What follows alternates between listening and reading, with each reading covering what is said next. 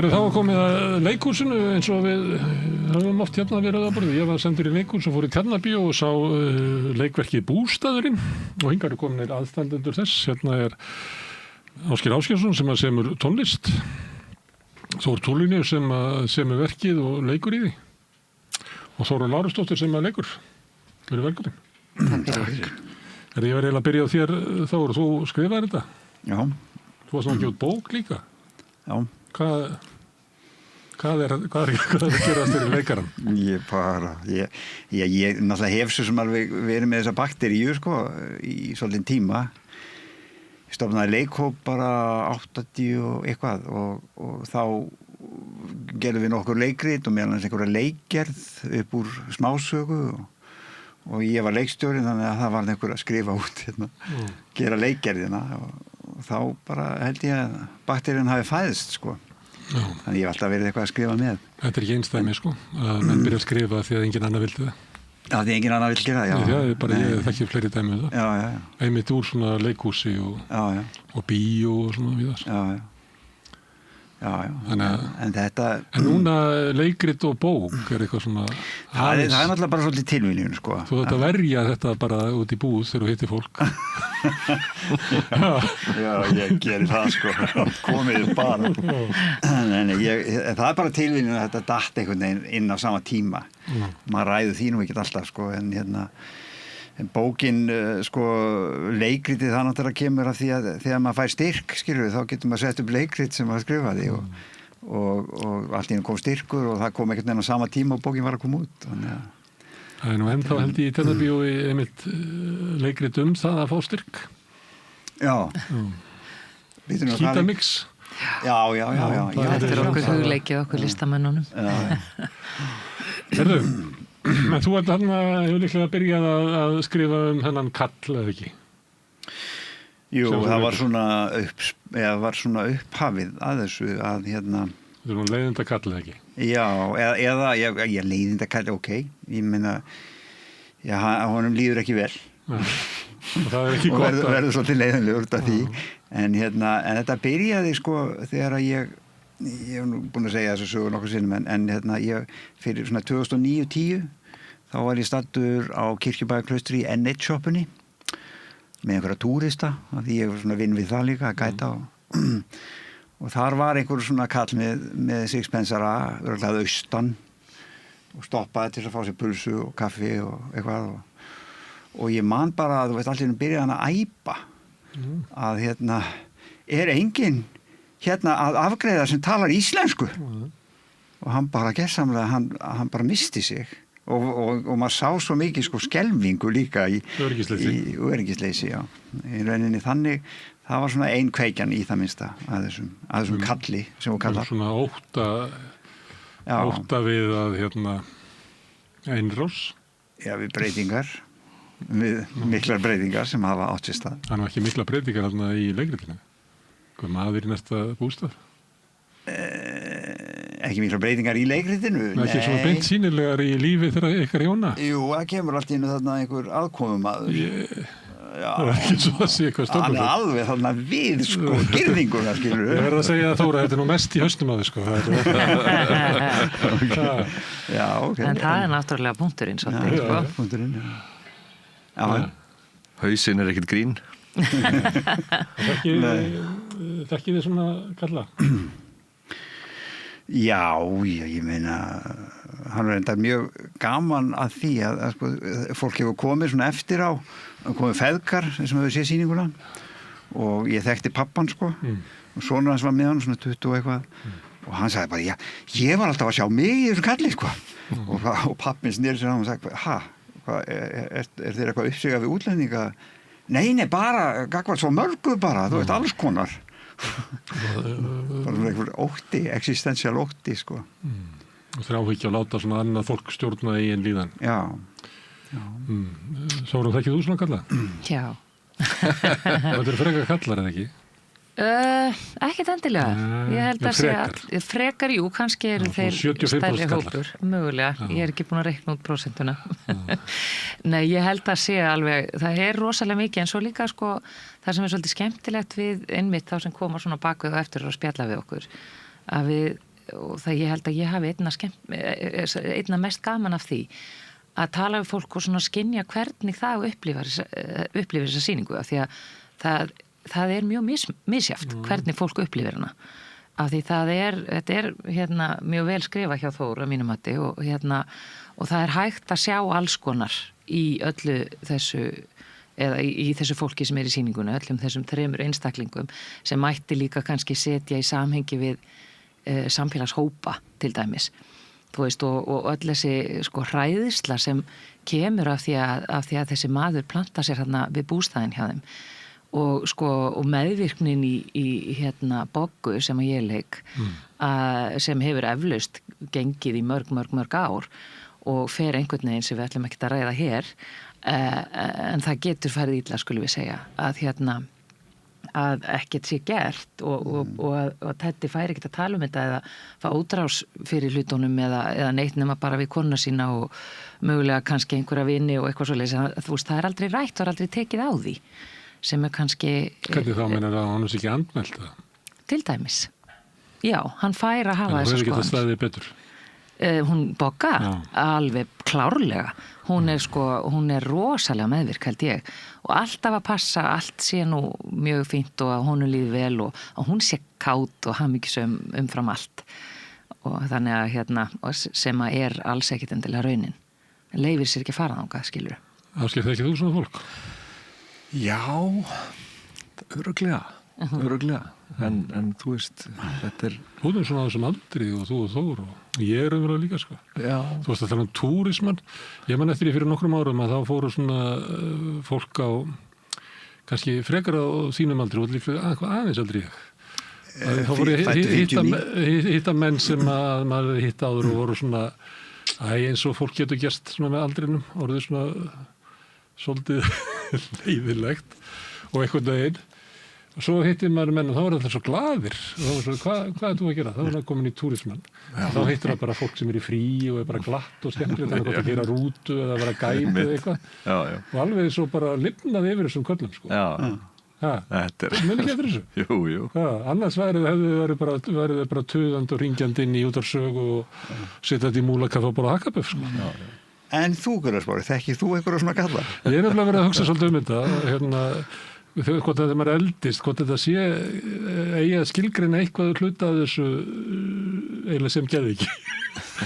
Það sem að fólk getur horfið sko með einhverjum svona fáránlegar þráhyggjur upptekið af einhverju sem að kemur þeim ekki raskat við raunverulega, að einhver sé að koma og taka eitthvað af þeim. Ég tekið þetta frekar við aldurinn, eða ekki?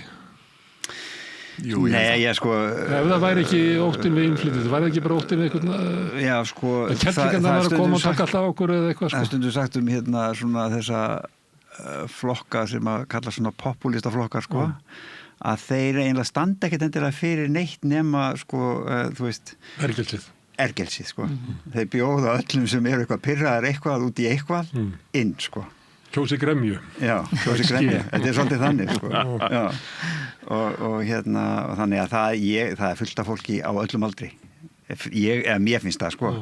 Ég sé bara mjög ungt fólk vera alveg bara með blússandi þráhyggju yfir alls konar hlutum og en okkur hættir svolítið meira til þess með aldrinum? Ég veit það ekkert, sko. Nei, ég er ekkert endilega sammálaði, sko. Ég sé nefnilega unga menn sem eru alveg bara mjög reiðir. Mjög uppteknir af gremjunni fyrir ekki. Kannski brýsta öðruvísu út í sko ákveðni kynslóð af mönnum, karlmönnum. Kannski það eitthvað. Og svo líka bara ég held að eftir því sem fólk eldist þá verður það einhvern veginn vissara og örugara með sína skoðanir fatti, og þorir eitthvað að segja og týnist meira inn í kollinum á sér kannski fyrir vikið. Kannski einangraðar eins og þú varst að segja á þann. Akkurat. Þeir eru náttúrulega frekar einangrað fólk. Heldur betur og ég held að það eigi við sko bæði kyn eða öll kynin, öll heldur. Bogga alltaf að taka til og til að strepa tíman og svona. Já, hún er náttúrulega, hún er svo fyndin típa Bogga mín. Ég held að Bogga sé mjög víða. Svona bara svo sem að reynir að láta allt svona vera í lagi. En tilefnið þessi umræða innflytjendur? og meinta ógn okkar af þeim, þess að taka eitthvað frá okkur? Sko, já, ég hef stundu sagt, sko, þetta leikrit fjalli það hvernig ekki eigi að bregðast við miklum breytingum. Þú veist, ég meina, það eru breytingar. Ég meina, eitt sem spjallað þarna í þessu verki er lúpínan og það mjög margir sem fá lúpínu og búin að hafa lúpínu á heilanum og lúsmí og allt þetta dóttir í, sko. Ég meina, lúpínan bara komin. Hún bara komin. Henni verður ekki eitt, sko. Hún bara komin til þess að vera og margir hrifnir af henni og það búið mjög mikið svona debatt lúpínuna. Þú örugglega að fengið einhverju umræðu þætti það hérna. Ég held að við bara ekki haft það. Nei, slappu við það. En fólk getur pröfað, það getur sett bara status á Facebook lúpínu, þá það að vita það sem þú tala Já, það getur, já. Og það eru ekki hafa verið heitar umræður þetta á Facebook og svona, sko. Og lúsmí og svo framvegis og þú veist en lúpínan hún er komin og það verður ekkert, sko, og það líka fjölmenningin líka komin og það uppskrift að óhamingju, þú veist, að neita að einhvern veginn að taka það inn. Ætlarðu bara að gefast upp? Heldur þú að ég sé þessi kall? Ég að leika hérna hinn. Maður getur ekki bara að gefist upp og segja allt sé gott sem hefur orðið. Verður við ekki að venda íslenskuna og fá að tala íslensku út í bakari? Jú, ég er á því að það er að venda íslenskuna og ég er á því að sko, ef þú tala við mig persónlega, sko, þá finnst mér að þá var ég nú einhverju viðtali núna í Vísi daginn, sko. Það sem var undir yfirskriftinni fíllinn í stofunni er innflytjendur, og ég var einlega svona einmitt að tala um þetta. Fíllinn í stofunni eru innflytjendur og það er búið að vera breytast mjög mikið á mjög stundum tíma frá 6% aldamótin upp í 20% af þjóðinni sem er innflytjendur og það er svona vaxandi óöryggi og gremja hjá öllum kynslóðum, ekki bara hjá einhverju 66 ára gamlu köllum, sko. Og það er einmitt til dæmis eins og til þess að byrja með þá átti og það eru í lögum eða þú veist, já, ég held að sé í lögum að þau eiga helst að læra íslensku og áður en þau eru ráðin í vinnu en það hefur verið svo, þetta hefur gerst svo hratt að þessu hefur ekkert verið fylgt eftir og hérna mér finnst það að fylgja þessu betur eftir. Mér finnst það að vera skýrara aðhald af því að ef það er ekki aðhald, ef þetta er ekki, ef fólki finnst ekki þetta sé undir kontról, að þá verður það hrætt og pirrað. Og þess vegna finnst mér að stjórnvöld þurfi að fjalla þetta, öll stjórnvöld, allir flokkar, af því þetta er bara eitthvað sem þarf að tala Það þarf að tala þetta þannig að það sé sátt. Og ef það er ekki talað það, þá bara vex gremjan og gremjuflokkarnir stækka. Ég ætla að segja sko helst á svona málefnarlegan máta sem að virðist einhvern veginn ekki vera hægt. Það fara allir í einhverja skotgrafir og ræða saman, þú ert settur á annan endan eða hinn eftir einhverju sem þú segir. Og það finnst mér alveg ömurlegt að geta ekki rætt hlutina. Stundum lendir maður í svona, maður veit ekki alveg, verið í hádeginu, fór að hitti börnin mín og þau vildi fara út á kaffivagn og ég kem hann inn og ákveði að fæða mig bara svona smörrubröð. Smörrubröð með hangikjöti sem maður borða kannski á 30 ára fresti. Og ég panta það og það er talar ekki íslensku sem ég er að tala við. Og ég segi ég ætla að fá smörrubröð með hangikjöti. Og hún spyr með hverju, veitu? Og ég segi með hangikjöti. Og hún segir með hverju? Þá segir bara hangikjöt er bara eins og pastrami, það bara heitir hangikjöt. Ég ætla ekki að segja smoked lamb. Það er bara allt annað, þetta heitir hangikjöt. Þannig ég stóð í svona smá tuði, soldið til þess að sýnast fyrir börnunum mína því að þau verða svona meðvirk og þú leiðist að rosar þegar að pabbi er með eitthvað svona asnarlegan derring. Það er svona það er stríð í gangi inn í bakaríunum. Já. Maður veit ekki alltaf hvenær að maður á að ég fór í kaffihús og sagði að fá einfaldan espresso og hún vildi að ég segði það á ensku.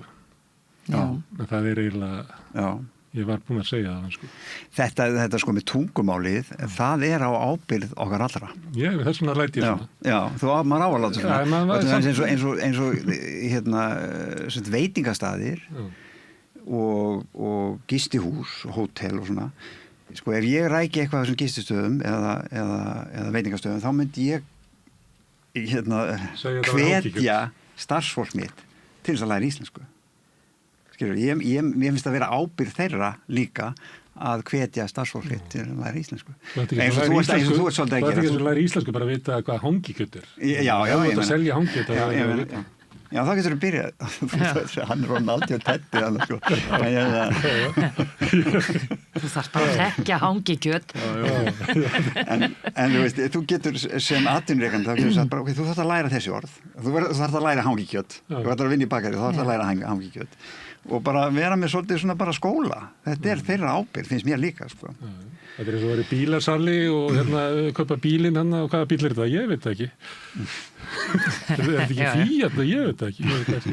Toyota, ég veit það ekki. Þetta er eiginlega að vita hvað það heitir. En svona er þetta. Ég meina, það eru samfélagsbreytingar í gangi og leikjandi sprettur upp á því og það sem að fólk kemur til að tala við ykkur eftir er annars og þetta. Og svo hins vegar eitthvað hvernig maður festist í einhverju svona alveg óhamingju. Já. Sinn er ekki hamingjusamur. Einmitt. Nei, hann er ekki hamingjusamur, nei. Hann er í áráttu, sko, og svo er náttúrulega líka svolítið verið að skopast að svona sjálfsbyrgingshætti okkar Íslendinga, hvað við elskum að tala hvað við séum frábær og hvað allir vilja sækja okkur heim. Best í heimi. Já, best í heimi, og kemur enginn heimsókn. Já, túristarnir, þeir eru bara ramnastingað inn og elska okkur og stjörnurnar, allt þetta, sko. Allt þetta sem er við erum svo gestrisinn, skilur. Þetta er bara hvað. Erum við gestrisinn? Hvað segir þú? Við vorum það, sko. Í gamla daga. Ég man að ég var á puttanum þegar ég var 16-17 ára. Það voru fyrir 1980. Já. Bankaði upp á sveitabæjum og kom alltaf kallindi dýra og fór svo og sagði byttu aðeins og fór og spurði konuna og svo kom hann inn og maður spurði bara hvort það mætti svo í fjósinu, sko, en maður var alltaf leiddur inn í svona oft kannski svona innri stofa svo maður vakinn morguninn og þá var svona borð eins og þetta bara eins og meðal fermingavisla bara með kræsingum Já. Ég lendi í þessu, sko, allavega 4 sinni, sko. Ég er alveg sammála. Og ég borða aldrei morgunmat, sko. Og þannig að það er svona manni þetta og ég satt fyrir framan þetta og maður var náttúrulega að gera þessu eitthvað skil. Þetta var ekki eðlilega. Konan hefur vaknað kl. 3 nóttina til þess að græja þetta, sko. En þetta er náttúrulega alveg yfirgengileg gestrisni. En svona var gestrisnin gananda. Já, þetta var. Í sveitum og líka svo sem og hjálpsemi, sko, ég man að, þú veist, 1980 og eitthvað þá fórum við á einhverjum gömlum rúbrauð, vorum að fara í leikferðalag Norðurlöndin og bílinn byrjaði að bíla bara strax einhvers staðar á Mýrdalssandi og bílaði tvisvar á Íslandi og það var alveg, þú veist, að fólk flykktist til þess að hjálpa til, sko, að Íslendingar eru líka svo miklu reddarar, elska redda og hjálpa öðrum og svona þannig. Og svo vesnaði þetta eftir því sem fjær dró Íslandi, þú veist, þá var alltaf minn og minni hjálp. Heldur þið sem að missa þetta? Ég sá eitt kort og svona grein sem var að fjalla það. Í hvaða löndum er þeir boðið upp á mat þú eru kemur heimsókn?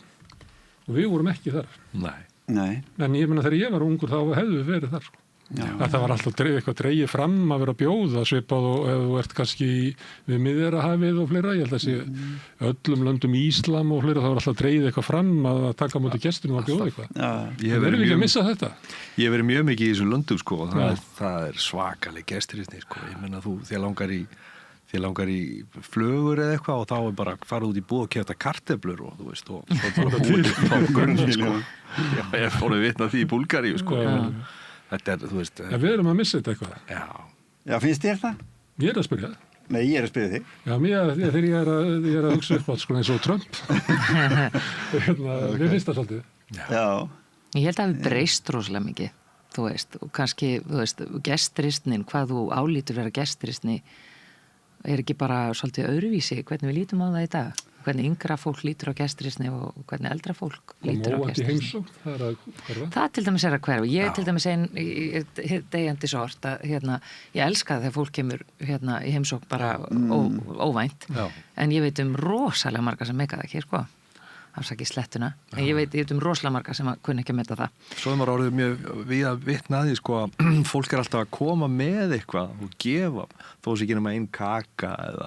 Ég á vin á Íslandi frá Íran sem kemur alltaf öðru hvoru með eitthvað svona heilsudrykk fyrir mig sem hann býr til sjálfur og hann kemur óboðinn, sko, algjör meistari, sko, og þannig að, já, það er alltaf verið að gefa eitthvað, ekki verið að búast eða að þiggja heldur, það er alltaf verið að gefa eitthvað. Já, þetta er eitthvað gengið eftir og heimsækja óvænt hefur líka ekki gengið eftir. Það er alveg tapast, sko. En kannski ekki svona á sveitabæjum það. Kann ekki fólk ennþá að meta það og fer það ekki í gýrin þegar maður kemur inn á sveitabæjum. Líklega, sko. Það er stórmunur á Reykjavík og Akureyri til dæmis bara. Já. Og Akureyri og svo Stykkishólmi og Möðrudal Vinkona mömmu bjó niður í bæ og flutti upp í Árbæ og svo var hún spurði þetta ekki leiðilegt að koma upp í Árbæ eða kemur enginn í heimsókn og það sagði jú, hingað núna kemur fólk í heimsókn til mín áður kom fólk bara til þess að fá að pissa það er ef þú bjóst niður í bæ þá bankaði fólk bara upp og spurði hvort það mætti pissa Vá Já, þetta er skemmtilegt að hugsa þetta hvort það séu þessar breytingar af því að persónan þín sérstaklega, þín sé alveg til í að breytast þetta ekki hún vil endilega breytast þetta það vil alltaf breyta honum sko, já, eins og konur vilja gjarna hvað er það alltaf konur vilja breyta göttum mjög skrítið, en ég held að sé líka sko, hún þarf einhvern veginn eitthvað samþykki hún þarf alltaf að hafa hann með sér í liði og ég held að hún þor ekki að stiga út fyrir ramman sjálf þetta er ekki heil manneskja já það er eitthvað óryggi, bara ég þarf kallið til þess að það er bara þannig sem að þau hafa búið til sitt samband og þannig eru þeirra samskipti og og hún veit að hún er eitthvað örugg eins og hún segir nú reyndar í verkinu svo örugg með þér og ég held að það sé svolítið lykilsetning hjá Boggu að hún myndi aldrei hún þorir ekki að stíga út fyrir það öryggi og eins, þú veist, allar hans skoðanir og allt sem hann segir, hún verður ofslega pyrrð út í margt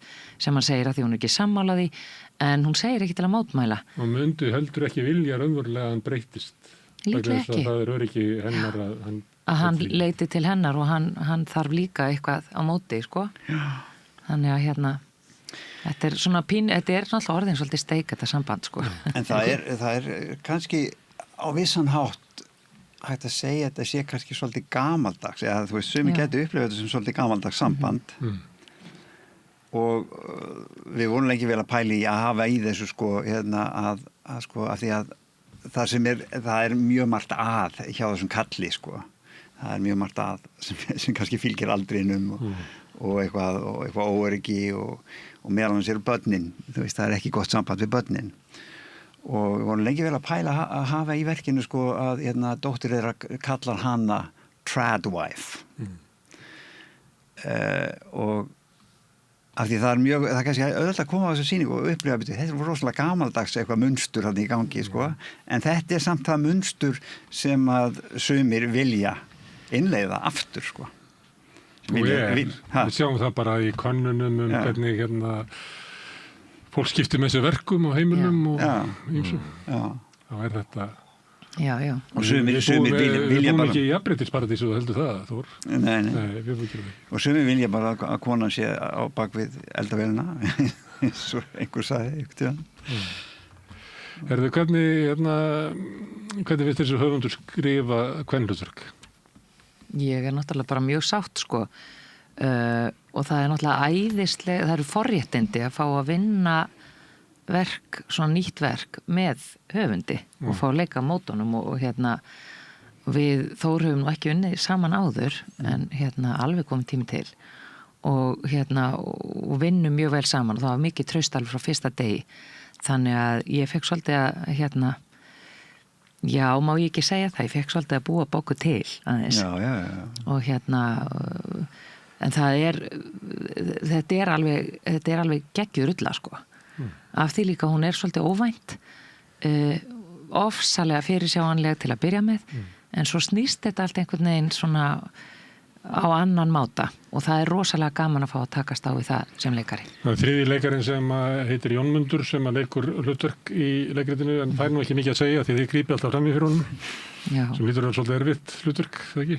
Það rosa og ég verð að fá að rósa Jónmundi hérna af því hann gerir þetta svo vel og þetta ótrúlega erfitt að vera, það svona mikil viðvera og svo mikil samleikur en þú færð ekki að tjá þig með orðum og það hérna trikki fyrir leikara og hann gerir það ótrúlega vel. Já, og líka halda sko athyglinni og stærninni allan tíma sko, hlustunni allan tíma það alveg meiri áttar sko. Það auðvelt að fara bara í fílu nei, hann alveg frábær sko. Já, og með svona, þetta svona hann með svona litla núansa hér og þar sem það sem snilldin að mínum mati.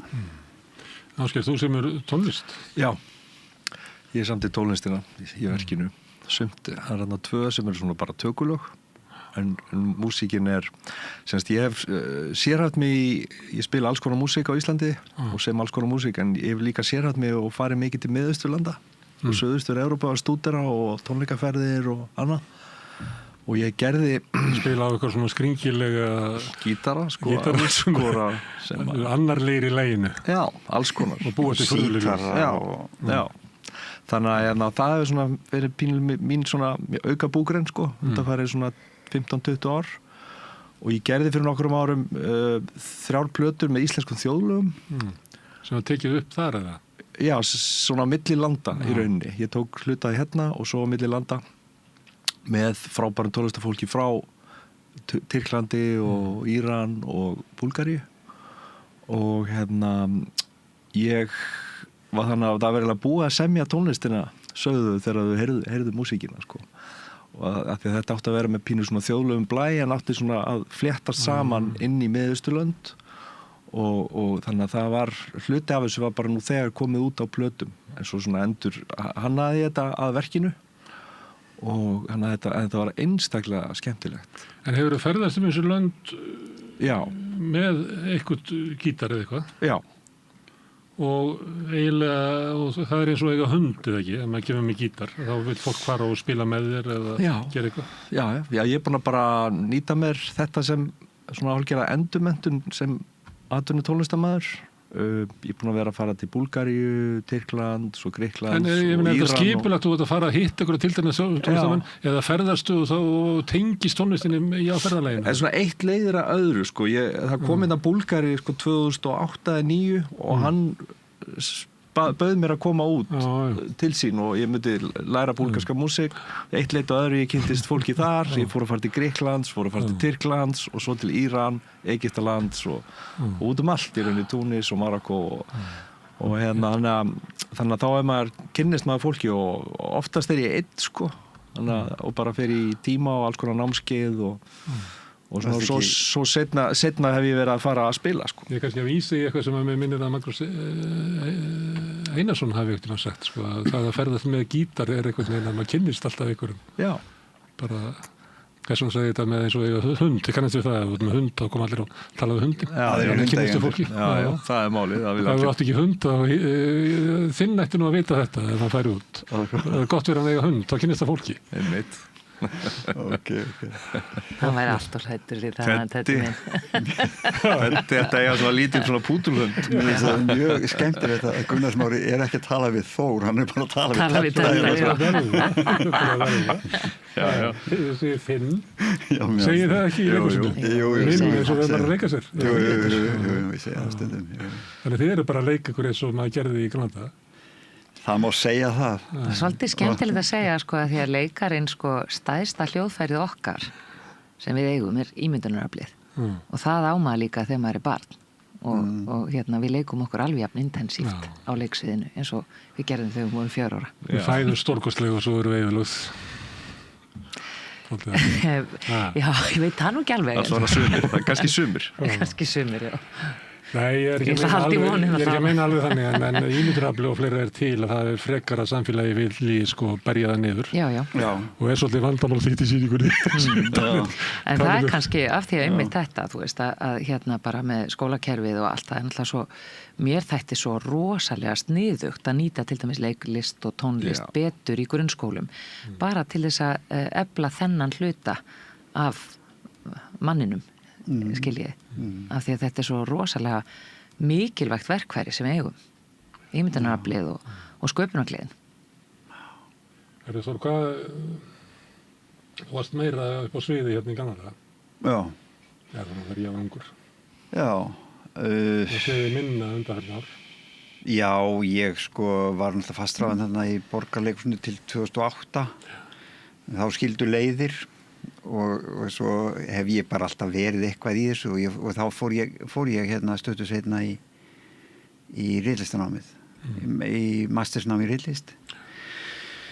Og en svo bara fór ég að lifa á gæðamennskunni bara þegar með vaxandi túrisma, þannig að þá ég bara keypti mér rútu þannig 2010-11 og bara fór að sjá miklu meiri pening heldur en ég hefði nokkuð tíðan séð í leiklistinni sko.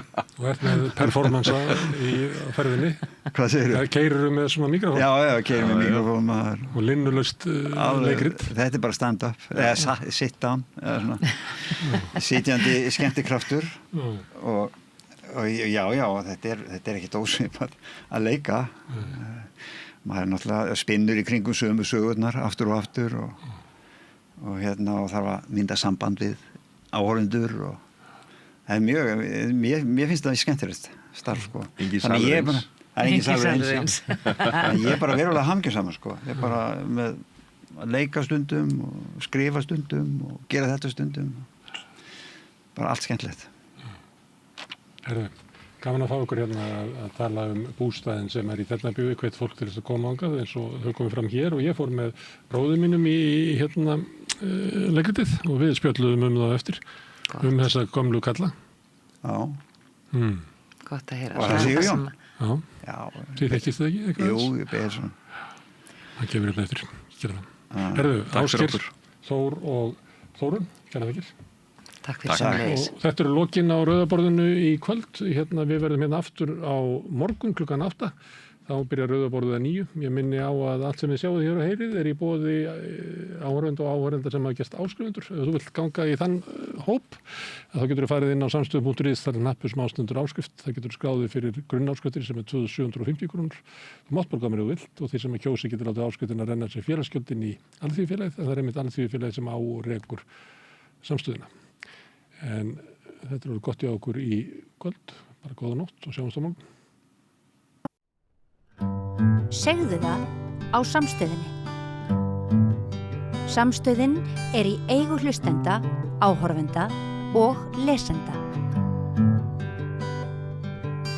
Sláist í hópinn og gerist áskrifendur.